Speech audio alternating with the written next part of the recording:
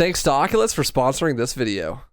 Resident Evil 4 is one of the most iconic and legendary speedruns in survival horror.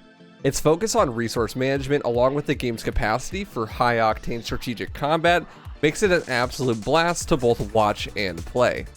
Without a doubt, it's one of the most competitive and active speedruns that I know, with a community that fosters growth by overcoming personal goals, persevering, and hard work. When it was announced that Resident Evil 4 would be getting a virtual reality port as an Oculus Quest 2 exclusive, I was so stoked. If there was ever a way to remake one of my all-time favorite games from the ground up, this was it. The horror elements seemed to be turned up a bit with the implementation of the first-person perspective, but what really caught my eye was the combat. No longer did it look like the methodical and tactical combat of RE4 past. It looked like you were Leon Kennedy, if Leon Kennedy was John Wick. Thanks to Oculus for sponsoring my stream and this video, my dreams would come true, and I would be able to try the game out for myself. This game looks so fun, and with a drastically different approach to gameplay, I really wanted to try and speedrun it. It was my first experience with virtual reality, and at the start, it was a lot to handle. Jumping from one escape from reality to another, VR was a huge step up, but that improved immersion was something that I was going to need to get used to. When I first attempted to play the game, I couldn't play for more than about 15 minutes with minimal moving around before I had to take a breather. I was a little disappointed. Having never been car sick or seasick before, I was hoping I'd be able to jump right into a multi-hour session without a second thought. Thankfully, the Quest 2 and Resident Evil 4 VR specifically has tons of accessibility settings. Everything from changing how fast you turn to selecting between two totally different methods of traversal. I wanted it to be as much of a full immersive experience as I possibly could handle, so I turned on analog movement relative to my head and decided to just turn the camera purely with my body. After a few practice sessions offline, I streamed my first casual playthrough of the game to get my VR legs and to be more familiar with the game itself, as well as to unlock professional difficulty, as that was the category that I wanted to try and speedrun. To my surprise, what I thought would be a cheap imitation of Resident Evil 4 would end up actually being the real deal. A complete reimagining of the original without compromising any of the gameplay content.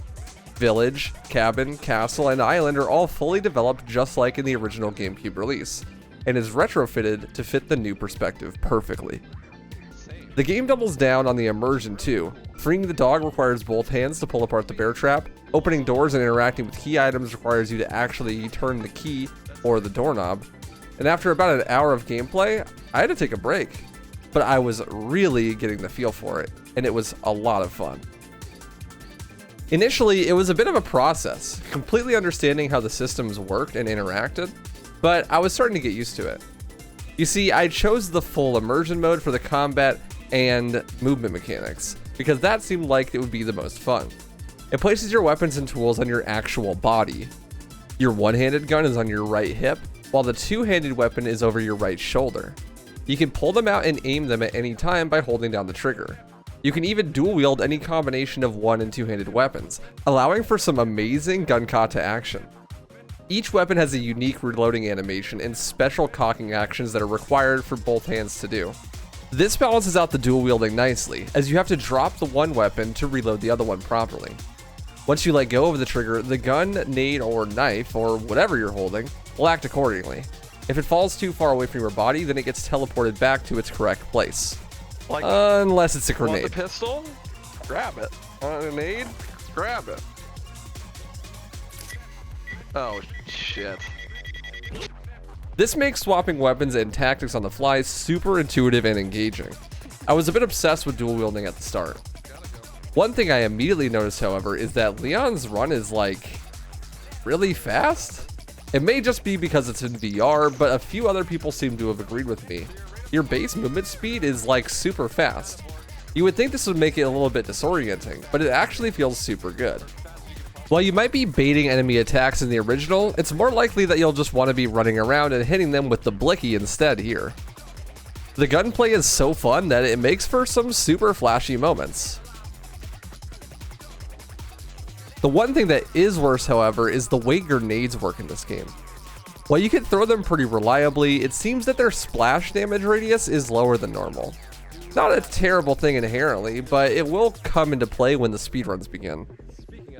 Just like any new game that I wanted to speedrun, I kept on the lookout for stuff that I thought looked fast. Made mental notes of the things that do and don't work, building a list of potential strategies across my playthrough. That was until I got to Magikarp. Normally on professional difficulty, this big tadpole tanks 12 harpoon shots. Somebody missed the memo here because they got rid of the harpoons, and they give you a harpoon gun. You might think, okay, well, it's smaller, but it's being shot out of a gun, so it must do like the same amount of damage, right? Right? Let me tell you, the Lago in the normal speedrun is one of the most random heavy parts of the game. Getting unlucky can net you an early dive, losing 18 seconds, which adds up pretty fast. In the professional difficulty, you have to get lucky 2 times in order to beat him fast, and on normal, you only need to get lucky once. This is because he has less health on lower difficulties, so he has less opportunities to dive. The same is true for VR, but it is much, much worse. My first fight on normal took somewhere upward of 20 harpoon shots to kill, and on pro, it is so much more. It's a fun fight. It's actually quite hilarious how fast you can tactically reload the harpoon gun. But the longer the Lago is alive, the more chances he has to dive. If that happens, you lose like an additional 10 seconds every time. This raises not only the amount of random elements in the fight, but the extent to how much it could lose you time-wise. Let's say a dive loses 10 seconds, and the Lago dies in 30 hits. If you get a dive every 5 hits, then that's a whole minute gone. But if you get a dive every 10 hits, that's 30 seconds gone. If you get no dives, well, then you're a god amongst virtual catboys. Almost every single barrel, herb, item, and treasure is in the same exact spot as before, making the routing for the run very similar to how it's done on PC. Grab some treasures, kill the merchant, use a rocket launcher, bada bing, bada boom, baba booey. Even though I was playing on normal, I was getting a good feel for how the speedrun was going to be. It seemed like there was going to be a lot of adaptation involved. This was kind of surprising to me, since the speedrun for non-VR versions of Resident Evil 4 is so meticulously calculated. Every item, bullet, and movement is calculated down to the second. But for the time being, this was simply not possible in VR.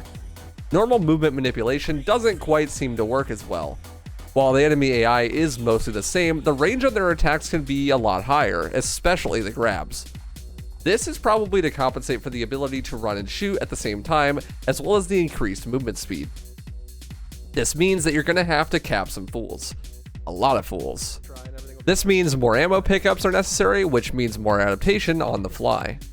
Items can now also be picked up with literally 0 time loss, because you could just yoink the wallets of the dead guys without breaking a sweat, or steal the offspring of a chicken in no time flat. That, as well as the grenade radius being lower, there isn't a consistent way to replicate the strategies for the village intro and the cabin fight. These fights require killing a certain amount of enemies, and doing that quickly, we group up enemies and kill them all with a nade at once.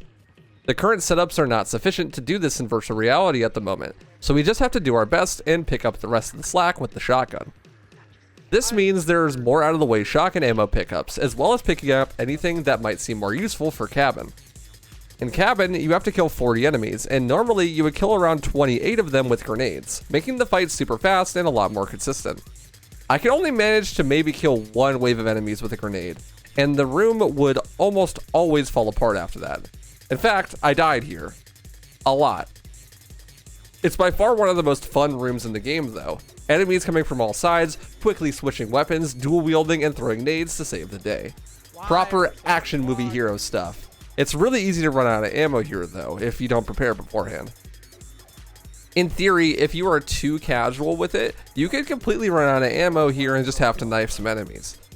Obviously, for a speedrun that's not acceptable, but for now, it seems like you just gotta fly by the seat of your pants. So I think it's about time to cover the elephant in the room. What we've all been wondering, worrying about. What is Ashley like in VR? Well, you tell me. Take a deep look into her cold, dead eyes. Personally, I think Ashley is a great implementation in the normal game. What would otherwise be easily avoidable encounters and endless QTE suplex massacres turns into a much more tactical and passive attacking style. Conservative movement and more emphasis on resource management is also encouraged. I never really got why Ashley was so hated. She stood close by, followed commands, and was 100% consistent if you knew how she worked. This was my thought process going into VR as well. This thought process was a mistake. Ashley in VR controls just like any other version of the game, except she follows from approximately the distance of 3 airline jets away from you. I presume this is to stop her from consistently jump scaring you when you turn around, but in actuality, it makes her infinitely harder to control. And it's not like she didn't just jump scare me anyways. When she gets stuck, she is stuck. And Step Bro cannot help her out of this one. This makes some rooms that would normally be really simple and incredibly consistent the complete opposite. And if she does manage to get stuck, then it's honestly just better to restart the room instead of trying to save it. I finally understand where all those Redditors that hate Ashley are coming from. Beyond that, once you get past this section, it's basically all the same stuff. Running past enemies, getting lit with Mendez, stopping truck drivers, you name it. Once in the castle, I decided that it actually wasn't worth buying the TMP that you normally would do in the speedrun. The TMP is super useful for crowd control and stunning enemies, but since you reload in real time, the starter pistol is more than enough for this job. Skipping the TMP pickup saves a bit of money as well, and allows you to always have the auto rifle equipped in your two-handed slot. The auto rifle turned out to be the most important tool in the whole game, as it's used to deal all of the damage to the big enemies in the game. Capping fools with the pistol and breaking shields with the sniper makes its way into the castle levels. After using some gun kata to flex on the Gyarados, showing how tall we really are, we head into Waterhall, and oh boy if you thought this level was hard before. Because Ashley walks so far behind in this room, it's actually a nightmare for just about everyone at the moment. New strategies have to be developed to reduce the impact of her increased stupidity. By killing the archers and then leaving the room and re-entering, you can permanently delete them. Same goes for the shield guys. After that, you can run down the middle, busting a move past the red zealot. Making your way downstairs, you want to use the sniper to headshot any enemy that you think will stop Ashley's movement. The basement leaves you surrounded once you've unlocked the crank, and there is no way in hell that Ashley gets out alive. The strategy I've found is, if you love somebody, you gotta let them go. So I just let them have Ashley. They won't kill her. Probably. And I can just run past them up the stairs and crank away. They bring Ashley back up to me and I can hopefully kick my way up the staircase. From there, the good old checkpoint reload strategy removes all the enemies in the room and I can defend Ashley with what's left of my sniper ammo. Speaking of that, this is probably the single most important routing decision in the whole run. Where to use your sniper rounds. There are only so many fixed drop spots in the game, with the grenades not doing their optimal range. This leaves a lot of slack for the sniper to pick up. Since we don't grab the TMP, we can afford to upgrade the sniper's ammo capacity when the gun is already empty. This gives us about 10 additional shots for free. This fixes a lot of the ammo concerns that we had in the mid-game. Most of the castle section is actually exactly the same, surprisingly. Even the stuff you wouldn't expect to work at all, like no Visitors not kicking you if you look away, and the red zealot trick still working. In fact, a lot of it's even easier in VR, and sometimes even faster. The funniest one is probably that the dogs don't like to grab you when the camera's turned up. And this still works in VR too. It's intense and any mistake could be your last, but it's so much fun flying through these halls with the handheld blicky. Probably one of the most iconic parts of Resident Evil 4 as a speedrun is the dipman glitch. By equipping anything else after starting the aiming animation on the striker's shotgun, you can increase all of your animation speeds by about 1.5 times. This can lead to many glitches that skip some sections as well as just save tons of time in general. While it would be cool if it worked in VR, my first impression is that none of the glitches in the original would work. Besides, moving faster in VR might be a little bit too much for anyone's stomach to handle. Of course, I tried it for about 10 minutes. I tried different variations of aiming and swapping weapons, and nothing seemed to work. Since what causes the glitch originally was the aiming animation, and there is no actual scripted animation for aiming in virtual reality. There's nothing to interrupt it, and therefore no glitch. While this may make the run longer and not as glitch heavy, for a VR game, I actually think that's probably a good thing. The game is already so fast paced, being able to move and shoot at the same time, I doubt it would be even comprehensible if you could manage to pull it off. Verdugo ends up being exactly the same as well, except he gets humiliated by my elite gamer maneuvers. Because there is no dipman glitch, there's also no way to skip the double gigante fight. Normally, you would use a rocket on the boulder before this fight and skip the giants by going out of bounds with the glitch. No dipman means no skip, and no rocket for the boulder room. After fighting off Novies, we head our way into the minecart section. In my attempt at finding one, I could not manage to replicate the minecart skip, but it turns out it actually is possible. In my attempts, I had lunging animations playing in first person in my settings, and this locks the player's position to set points. If you set the setting to third person camera for climbing, you can actually do the console version of minecart skip, saving minutes off of the run, especially with the increased running speed. This same strategy works for island skip near the end of the game as well. In my own attempts, I couldn't make it past the minecart in a single session. While I could get there in just over an hour, I was so tired and beat by then that I needed an extended break. While I may feel like Leon while playing in VR, I definitely didn't have his conditioning.